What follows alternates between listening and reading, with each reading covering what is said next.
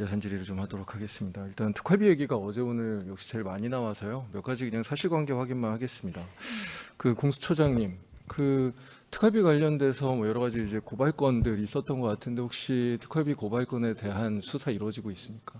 네, 뭐 아주 적극적으로 이루어지진 않지만 제한된 인력 속에 들여다보고는 있습니다. 지금 뭐 예산 지금 전국의 가장 핫 이슈인데 적극적인 수사해야 되지 않겠습니까? 네, 뭐 대법 판결 관련된 것들도 있었고 그 안에 국민들이 의혹을 가지고 계시는 굉장히 다양한 위법 사유에 대한 좀 더 의혹이 적극적으로 있기 때문에. 검토하겠습니다. 네, 알겠습니다.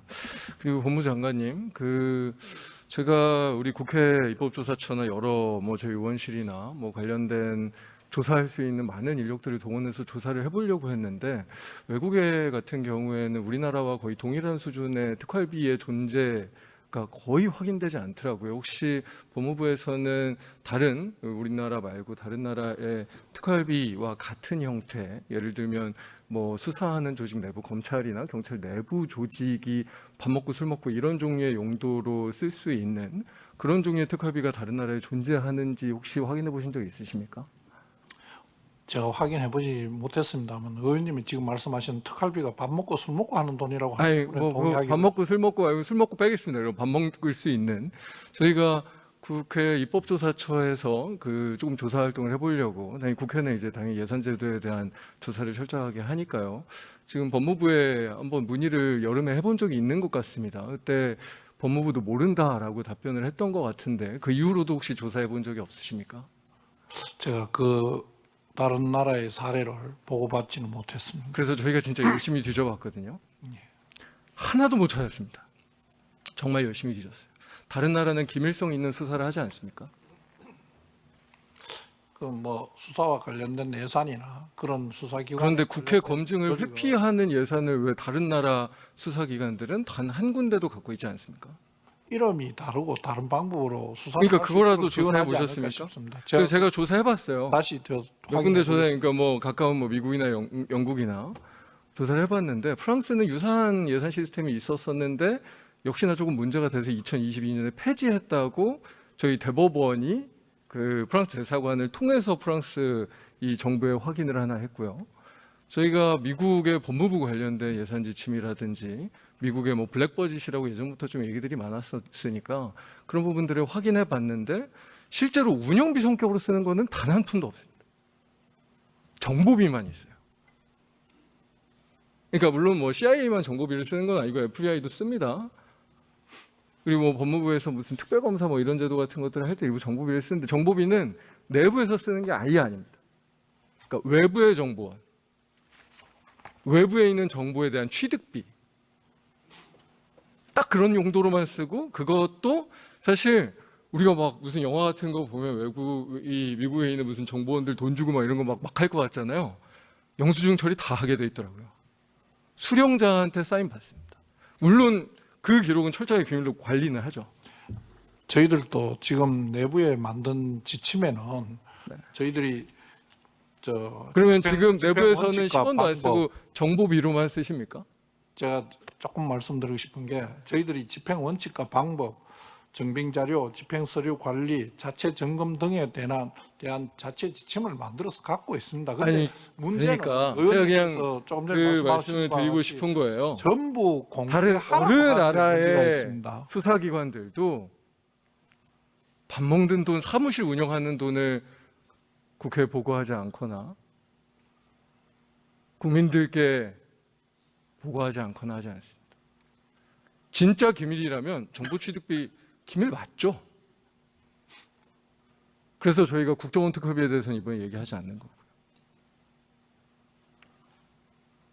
그래서 다른 어떤 선진국도 그런 종류의 예산 시스템을 갖고 있지 않은 겁니다. 저희들이 국회에 좀 더 비밀로 연구해보겠습니다. 하지 않고 있는 겁니다. 그래서 자료 제출을 요구하는 거고 저는 정말로 이게 특활비라고 하는 것이 그냥 검찰총장이 시혜적으로 나눠주는 그냥 사무실 운영비 모자라니까 그냥 먹고 쓰는 그런 종류로 쓰인다는 의심이 요만큼이라도 있다면 너무 당연히 다른 나라들처럼 특활비 전체를 삭감하는 게 아니라 저는 폐지해야 된다고 생각합니다. 제도 자체가 완전히 정말로 검경이 독재하던 시절에나 가능한 종류의 제도입니다. 당연히 국회가 국민들께서 특히나 밥 먹는데 10원이라도 쓰는 현금성으로 제출하는 게 10원이라도 있다고 하면 그것들은 당연히 감시받으셔야 되고 당연히 예결산 과정에서 감독받으셔야 됩니다. 그 부분에 대해서는 제가 어차피 소위에 참여할 예정이니까요. 구체적으로 정말로 정보 취득비만 쓰고 있다면 그대로 저한테 주시고요. 관련된 다른 나라 제도 중에 제가 지금 파악하지 못한 제도 있다면 제출해 주십시오. 저희들이 그래서 다음 주 소위 위협한 전까지 부분이 더 많이 있을 수도 찾아보고 있는데 더 많이 있을 수도 있다고 하면 폐지해야 아니에요. 된다니까요. 그러니까 있었을 수도 있는데 네. 저희들이 최근 미국도 그렇게 하네요. 여러 영국도 가지- 그렇게 안 하고 프랑스는 폐지했고 여러 가지 방법으로 우리나라 그 경찰만 부분에 대한 완전히- 투명성과 정확한 집행을 위해서 여러 가지 노력을 하고 있다는 것을 정확한 집행이 아니라 그렇게 편성하는 제도 자체가 문제라니까요. 아니 왜 밥 먹는 거를 그렇게 합니까? 지금 저희 그런 거는 다 공식적인 업추비로 정확하게 처리해야 하는 거고 외부에 정말로 수사 정보를 취득하는 비용 정도를 사실은 국회 감독이나 그것도 물론 뭐 다른 나라들 보니까 그것도 위원회 꾸려가지고 서너 명이 들어가고 봐요. 왜냐하면 국민의 열쇠니까. 나중에 물론 그 사람들이 밖에 나가서 얘기하지 않죠. 하지만 국회가 감독합니다. 예 저희들이 프랑스 같은 어떻게 경우에 그렇게 쓰이는지를 하더라고요. 다시 한번 잘 설명드리겠습니다. 그러니까요.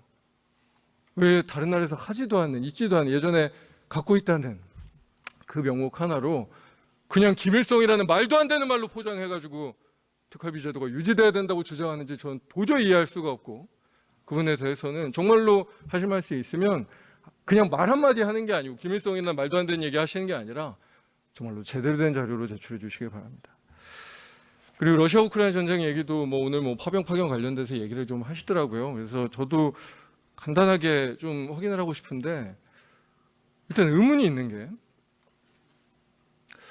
왜 참관단 파견이라고 강조하면서 물론 뭐 여당 의원님도 뭐 임종도 의원님 지금 질의 준비하고 계시는데 이 종합정책질 때 참관단 파병이라고 잘못 헷갈리실 정도의 그리고 국방부에서도 뭐 그거 별로 이렇게 파견 파병 용어에 대해서 여당 의원이 발언하실 때는 별로 이게 뭐 교정을 안 하시던데 헷갈리실 정도의 그 파견 파병 논의를 지금 왜 이렇게 시끄럽게 하고 있는 거지? 라는 의문이 저는 좀 들거든요. 외교 안보에 관한 사항들 그 실행을 할 때 이제 이거를 실행하는 차원과 이걸 어떤 식으로 정치적인 메시지나 어떻게 우리가 전략적으로 만드느냐 어떻게 이 말을 하느냐는 또 완전 다른 이야기잖아요. 그래서 저희가 뻔한 얘기도 NCND도 많이 하고 전략적 모호성 이런 얘기도 많이 하고 하는데 왜 참관단에 대해서는 뭐 방금 말씀 들어보니까 정해져 있는 게 하나도 없어요. 뭐 하실지 어떻게 구성할지. 근데 왜 이건 이렇게 시끄러울까요? 국정원은 왜 가서 포로를 신문하니 많은 이런 얘기들이 흘러나올까요? 이게 도대체 외교 안보적인 국익에 뭐가 그렇게 도움이 되는 거죠? 후보자 장관 이게 시끄럽게 하는 게 뭐가 도움이 됩니까? 글쎄, 저는 그 이유를 잘 모르겠습니다. 외교부 차관이 뭐가 도움이 됩니까? 저희가 논란을 잠깐 나 파견하는 것 생각은 안 자체는 뭐가 도움이 됩니까? 아, 그건 제가 답변 드리겠습니다. 간단하게 얘기해 주세요. 시간이 예. 없습니다. 우선 그 파병과 관련해서 어떤 것도 결정된 바가 아니 결정된 게 없고 내용도 형식도 구성도 결정돼 있지 않는데 뭐가 도움이 되냐라고 이야기할 수 있으려면 참관단 파견 행위라고 하는 것 자체의 외교적인 의미가 아주 명확해야 됩니다. 그렇지 않습니까? 가서 어떤 활동은 정해져 있는 게 없으니까 그 의미, 실익 당연히 얘기할 수 없죠. 그럼 파견 행위 자체가 그러면 그냥 지금 윤석열 정권이 북한이 뭐 한다고 하니까 물론 북한도 러시아도 공식적으로 인정하지는 않지만 북한이 뭔가 한다고 하니까 우리도 뭔가 해야 되냐 아니냐 아주 근시안적인 조급함 아닙니까? 너무 외교적으로 거친 실제로 실행되고 있지도 않고 정해진 것도 없는데 그냥 북한이 뭐 한다고 하니까 조급해서 국민들한테 뭐 보여주려고 그렇게 하고 있는 거 아닙니까? 동의하지 않습니다. 국민들은 그래서 걱정하시는 거예요. 왜냐하면 우크라이나 러시아 전쟁에 대해서 저희는 중장기적으로 여러 가지 걱정거리들을 안고 있습니다. 첫 번째 러시아의 관계도 그렇죠. 우리 전쟁 종식 이후에 러시아하고 무역 안 할 겁니까? 경제 협력 안 할 겁니까? 국민들께서 걱정하시는 바가 그런 거잖아요. 우리 경제를 위해서는 어쨌든 러시아하고 전쟁 끝나면 그게 어느 시점이 될지는 모르겠지만 경제 교류는 다시 해야 되는데 우리 가서 돈 벌어야 되는데 그러면 그 과정 관리, 그 외교적인 관리가 잘 되고 있느냐에 걱정 하나. 또 하나는 사실 지금 북한 같은 경우에 비핵화에 대한 굉장히 큰 국제적인 틀이 제재잖아요. 대북 제재라고 하는 것이 물론 뭐 그전까지도 러시아가 완벽하게 협력했던 것은 아니지만 이렇게 러시아와 북한이 완전히 동맹을 넘어 혈맹을 넘어 정말 지금 지구상에서 잊기 어려운 국가 간의 관계까지 나아가고 있는 느낌인데 그렇게 됐을 때 우리의 비핵화 전략 중에 가장 중요한 대북 제재라는 것이 유지될 수 있는가? 우린 러시아랑 교류도 해야 되는데 러시아랑 넘어가면 북한으로 다 갈 텐데 그럼 비핵화는 뭘로 한다는 건가? 우리 한반도 비핵화나 평화를 위한 가장 큰 전략적인 부분들을 도대체 윤석열 정부는 어떻게 가져간다는 건가? 이런 걱정들을 국민들께서 하시는 거예요. 러시아 우크라이나 전쟁을 제가 보기엔 윤석열 정부보다 국민들께서 훨씬 정말 근본적인 부분에서 훨씬 장기적인 부분에서 바라보고 계십니다. 그런데 왜 참관한다는 얘기는, 왜 국정원이 가서 신문한다는 얘기는 이렇게 거칠게 정말 저희가 어느 선진국 외교에서도 듣도 보도 못한 방식의 정말로 이런 방식으로 진행을 하고 있는지 이해할 수 없다는 말씀 한마디 드리고요. 제가 시간이 너무 많이 지나서 예고 관련된 이 예산 관련된 얘기도 좀 드려야 되니까요. 통일부 장관님 계시니까 한 가지만 좀 여쭤보겠습니다. 이 통일부 장관님께서 그 우리 청년들 통일관 관련돼서 조금 납득하기 어려운 얘기를 하셨어가지고 지난 10월에 청년들이 통일에 대한 부정적 인식을 갖게 된 것은 통일 문제를 굉장히 경제적 이해득실의 문제로 접근하기 때문이다. 통일은 도덕적인 의무다. 뭐 이런 얘기 하셨어요. 청년들이 부도덕적이기 때문에 통일에 대한 부정적인 인식이 늘어난다고 판단하신 건 당연히 아시겠죠. 이거 뭐 단순한 얘기니까 간단히 답변해 주십시오. 네, 그렇지 않습니다. 그렇잖아요. 서울대 평화통일연구소에서 최근 2년 사이에 청년 통일 인식 조사했더니 한 10% 떨어졌어요. 한 46% 정도였는데 36% 정도까지 이 통일에 대한 인식이 급강하했습니다. 근데 이거를 통일부 장관께서 청년들이 경제적 이해득실로 통일을 인식하기 때문에 이렇게 부정적 인식이 늘어난 거다라고 이야기를 한 것은 저는 사실 통일부 장관님께서 굉장히 이상한 완전히 잘못된 인식을 가지고 계신 게 아니라면 잘못 얘기가 된 거고 그거는 뭐 여기에서 짧게 답변하시면서 해명할 얘기가 아니고 장관님께서 다른 어떤 공식적인 자리에서 명확하게 해명해 주시기를 바랍니다. 네, 그리고 사실 경제적인 이해득실로 바라보는 것은 당연한 일이죠. 네, 저도 그거는 네, 박근혜 정부 때 통일 인정을 대박론을 보수정부에서 얘기하던 일이기도 하고 전 국민도 얘기했으니까 당연히 경제적인 측면이 있고 우리가 공동체 차원의 역사적인 미래적인 관점들도 당연히 있고 여러 가지의 관점과 층위가 있는 거죠. 통일에 대한 인식이. 하지만 그 여러 층에서 다 부정적인 인식이 늘어나고 있는 거고 그리고 청년이라고 하는 게 그냥 단순하게 경제적인 이해득실만 바라본다라는 게 아니고 어떻게 보면 미래 세대의 주체, 미래 역사의 주인공들이잖아요. 그 주인공들의 인식이 변화하고 있다면 이건 통일부가 예를 들면 청년 공론화위원회라도 만들어서 진짜 왜 이렇게 청년들의 통일에 대한 인식이 변화하고 있는지를 이야기하고 소통하고 미래 비전을 준비하고 철학적으로 고민하고 하셔야 되는 일인 거 아니겠습니까? 네, 그렇게 청년 공론화위원회도 하고 만들어서 한번 운영해 보시는 거 한번 검토해 보시기 네네. 바랍니다. 그리고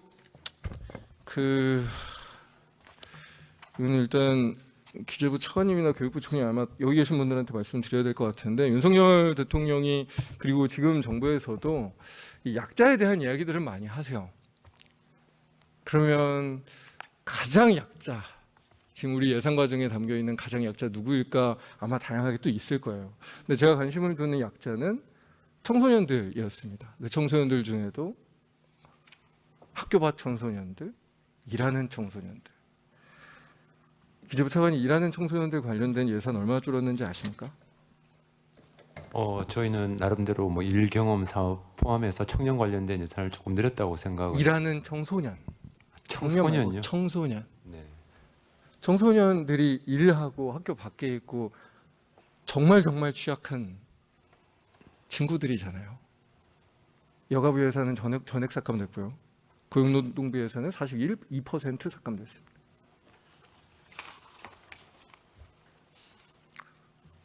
그 부총리님, 이 친구들은 정말 약자잖아요. 네, 뭐 그 약자라는데 정말 공감을 합니다. 학교 밖 청소년들 관련된 그 급식비 예산 관련해서 제가 여가위 국정감사 때도 지적을 좀 했고, 제가 야, 진짜 어떻게 이런 걸이라고 하면서 제가 예산은 꼭 늘려야겠다라고 지금 생각하고 있는데, 지금 혹시 이 현황 보고를 못 들으셨을 수도 있어서 학교 밖 청소년들이 대략 추정컨대 지금 한 17만 명 정도 됩니다. 그 중에 학교 밖 센터들에 그래도 와가지고 회원 등록을 하거나 오는 친구들이 한 3만 5천쯤 돼요. 그 중에 급식비 지원 예산 한 5천 명분 정도밖에 없습니다. 그래서 센터들이 급식비가 너무 부족하니까 밥 못 주고 그냥 간식 조금 이렇게 주는 데들도 있고요. 이런 상황이에요. 그런데 교육부는 사실상 역할을 별로 하지는 않으십니다. 그래서 이 예산을 늘리겠다라는 거는 뭐 기재부 차관님도 그렇고 아마 다 공감하실 테니까 저도 노력하는데, 한 가지 좀 정책적인 이야기를 하고 싶어요. 학교 밖에 있는 청소년들은 교육부 아니면 우리 교육제도에서 지원해야 되는 친구들입니까? 아닙니까? 지금 이제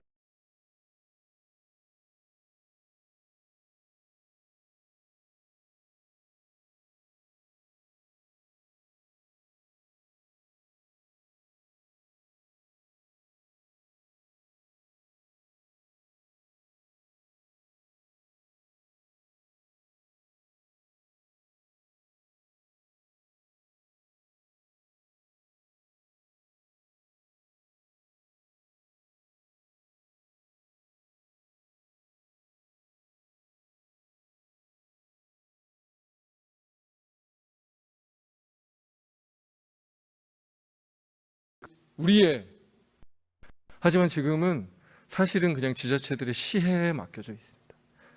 그래서 제가 지금 숫자까지는 정확하지는 않지만 보통 고등학생 1인당 교육비 지출 같은 경우에 1인당 거의 한 400만 원쯤 되잖아요. 이 친구들한테 지자체들이나 뭐 여기저기 막 다 끌어모아도 1인당 100만 원이 되지 않습니다. 그러니까 학교 밖 청소년들은 완전히 학교를 벗어난 게 아니라 대한민국의 시스템에서 벗어나 버렸습니다.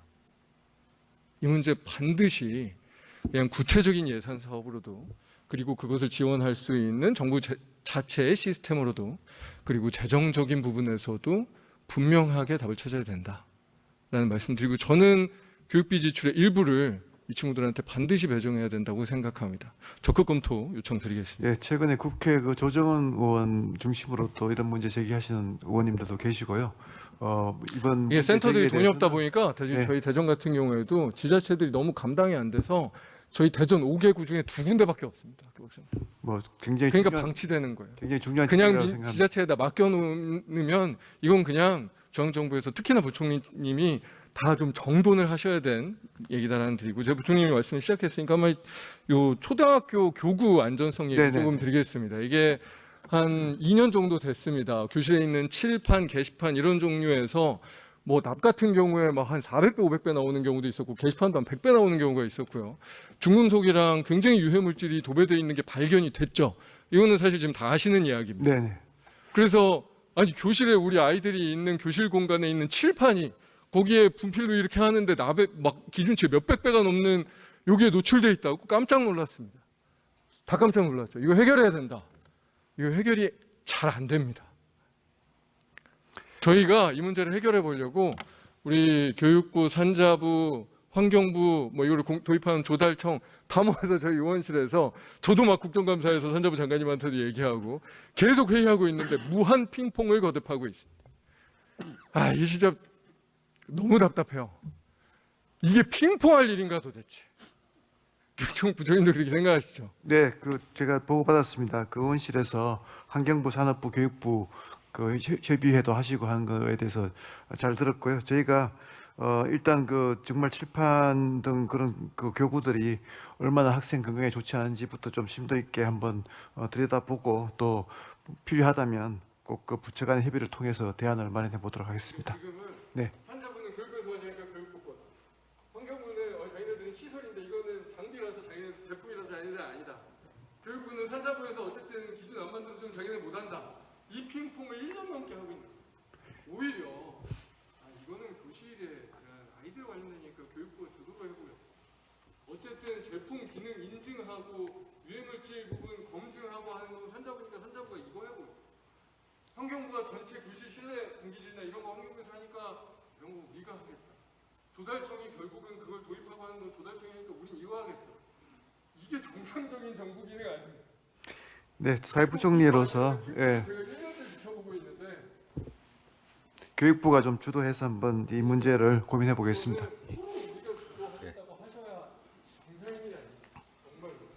네, 장철면 의원님 정리. 네, 챙겨보겠습니다. 네, 장철면 의원님 수고하셨습니다. 위원장님 네. 죄송하지만 한 말씀만 드릴 수 있는 시간을 조금 주시면 감사하겠습니다. 뭐에 대해서? 방금 장철민 의원님께서 말씀하신 외국 사례에 대한 부분에 예. 제가 방금 보고받은 내용이 다른 부분이 있어서 잠깐 간단하게 말씀드리겠습니다. 미국에서도 CIA 등 정보기관이나 백악관, 국방부, 법무부 등 안보 관련 행정부처에서 특수활동비에 해당하는 예산을 무정빈 예산으로 사용하고 집행 내역을 공개하지 않고 회계검사원의 감사 시에도 구체적 항목을 밝히지 않는 예산이 있다고 합니다. 그리고 그 외에 여러 나라에도 이런 자금을 편성해서 예산을 사용하는 예가 있다고 그 부분 나중에 다시 자세히 설명을 한번 드리도록 하겠습니다. 예.